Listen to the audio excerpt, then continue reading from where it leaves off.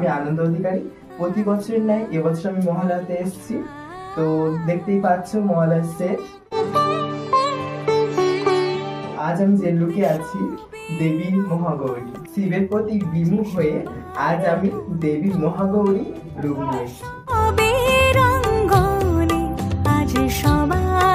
মহাগৌরী দেবীর রূপের কাহিনী জানতে আমাদের এবছর দেখতে হবে আমাদের নতুন নিবেদন নবরূপের দেবী দুর্গা।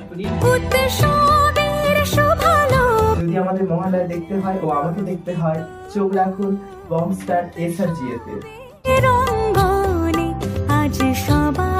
তো আপনাদের সঙ্গে দেখা হচ্ছে মহালয়ার দিন ঠিক ভোর 5টায় বংস্টার SRGA-তে।